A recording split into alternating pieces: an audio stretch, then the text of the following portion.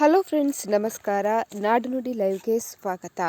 ಸ್ನೇಹಿತರೆ, ಇದೀಗ ಆಸ್ತಿ ಹಂಚಿಕೆ ಬಗ್ಗೆ ಹೈಕೋರ್ಟ್ ಮಹತ್ವದ ಆದೇಶವೊಂದನ್ನು ನೀಡಿದೆ. ಸ್ವಂತ ಕಷ್ಟದಿಂದ ಸಂಪಾದಿಸಿದಂತಹ ಆಸ್ತಿಯ ಮೇಲೆ ಮಗನಿಗೆ ಯಾವುದೇ ಜನ್ಮಸಿದ್ಧ ಹಕ್ಕಿರುವುದಿಲ್ಲ ಅಂತ ಹೇಳಿ ನ್ಯಾಯಾಲಯ ಸ್ಪಷ್ಟಪಡಿಸಿದೆ. ಹಾಗಿದ್ರೆ ಏನು ಈ ಹೊಸ ತೀರ್ಪು? ಈ ವಿಡಿಯೋವನ್ನು ಕಂಪ್ಲೀಟ್ ಆಗಿ ವಾಚ್ ಮಾಡಿ. ಆಸ್ತಿ ವಿಚಾರದಲ್ಲಿ ತಂದೆ ಮತ್ತು ಮಕ್ಕಳ ನಡುವೆ ನಡೆಯುವಂತಹ ಕಾನೂನು ಸಮರಗಳಿಗೆ ಸಂಬಂಧಿಸಿದಂತೆ ಕೇರಳ ಹೈಕೋರ್ಟ್ ಇತ್ತೀಚೆಗೆ ಅತ್ಯಂತ ಮಹತ್ವವಾದ ತೀರ್ಪೊಂದನ್ನು ನೀಡಿರುವಂಥದ್ದು. ತಂದೆ ಸ್ವಂತ ಕಷ್ಟದಿಂದ ಸಂಪಾದಿಸಿದಂತಹ ಆಸ್ತಿಯ ಮೇಲೆ ಮಗನಿಗೆ ಯಾವುದೇ ಜನ್ಮಸಿದ್ಧ ಹಕ್ಕಿರುವುದಿಲ್ಲ ಅಂತ ಹೇಳಿ ನ್ಯಾಯಾಲಯ ಸ್ಪಷ್ಟಪಡಿಸಿದೆ. ಸೊ ಹಾಗಿದ್ರೆ ಏನು ಈ ಪ್ರಕರಣದ ಹಿನ್ನೆಲೆ? ಕೇರಳದ ವ್ಯಕ್ತಿಯೊಬ್ಬರು ತನ್ನ ತಂದೆ ಹೆಸರಿನಲ್ಲಿಟ್ಟಿದ್ದ 46 ಸೆಂಟ್ಸ್ ಭೂಮಿಯಲ್ಲಿ ಪಾಲು ಕೋರಿ ನ್ಯಾಯಾಲಯದ ಮೆಟ್ಟಿಲೇರಿದ್ರು. ಆದರೆ ಅವರ ತಾಯಿ ಆಸ್ತಿಯನ್ನ ವೀಲ್ ಮೂಲಕ ಇತರ 5 ಕೂಡ ಹಂಚಿಕೆ ಮಾಡಿದ್ರು.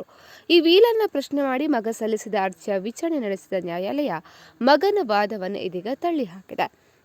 ಈ ಬಗ್ಗೆ ಇದೀಗ ಕೋರ್ಟ್ ಸ್ಪಷ್ಟನೆಯನ್ನು ನೀಡಿದ್ದು, ಒಬ್ಬ ವ್ಯಕ್ತಿಯು ತನ್ನ ಸ್ವಂತ ಉದ್ಯೋಗ ಅಥವಾ ವ್ಯವಹಾರದಿಂದ ಗಳಿಸಿದ ಹಣದಿಂದ ಖರೀದಿಸಿದ ಆಸ್ತಿ ಮಾತ್ರ ಸ್ವಯಂ ಅರ್ಜಿತ ಆಸ್ತಿ ಆಗುತ್ತೆ. ಅಂತಹ ಆಸ್ತಿಯನ್ನು ಯಾರಿಗೆ ನೀಡಬೇಕು ಅಥವಾ ಹೇಗೆ ಬಳಸಬೇಕು ಎಂಬುದು ಆ ವ್ಯಕ್ತಿಯ ವೈಯಕ್ತಿಕ ನಿರ್ಧಾರ ಆಗಿರುತ್ತೆ. ಕೇವಲ ಮುತ್ತಜ್ಜನಿಂದ ಅಥವಾ ವಂಶ ಪಾರಂಪರ್ಯವಾಗಿ ಬಂದ ಪಿತ್ರಾರ್ಜಿತ ಆಸ್ತಿಯಲ್ಲಿ ಮಾತ್ರ ಮಕ್ಕಳಿಗೆ ಹುಟ್ಟಿನಿಂದಲೇ ಹಕ್ಕು ಇರ್ತದೆ. ಸ್ವಂತ ಸಂಪಾದನೆಯ ಆಸ್ತಿಯಲ್ಲಿ ತಂದೆ ಜೀವಂತ ಇರುವವರೆಗೆ ಮಕ್ಕಳಿಗೆ ಪಾಲು ಕೇಳುವಂತಿಲ್ಲ ಅಂತ ಹೇಳಿದ. ತನ್ನ ಸ್ವಂತ ಆಸ್ತಿಯನ್ನು ತಂದೆಯು ಹೆಂಡತಿಗೆ ಉಡುಗೊರೆಯಾಗಿ ನೀಡಬಹುದು ಅಥವಾ ವೀಲ್ ಬರಿಬಹುದು ಅಥವಾ ಮಾರಾಟ ಕೂಡ ಮಾಡಿರಬಹುದು. ಇದನ್ನು ಪ್ರಶ್ನಿಸುವ ಕಾನೂನುಬದ್ಧ ಹಕ್ಕು ಮಕ್ಕಳಿಗೆ ಇರುವುದಿಲ್ಲ.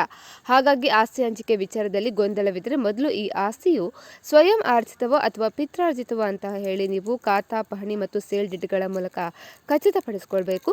ಸ್ವಯಂ ಆರ್ಜಿತ ಆಸ್ತಿಗಾಗಿ ವಿನಾಕಾರಣ ಕಾನೂನು ಹೋರಾಟಕ್ಕೆ ಇಳಿಯುವುದು ಸಮಯ ಮತ್ತು ಹಣದ ವ್ಯರ್ಥ ಅಂತ ಹೇಳಿ ಕಾನೂನು ತಜ್ಞರು ಕೂಡ ಇದೀಗ ಹೇಳಿರುವಂಥದ್ದು.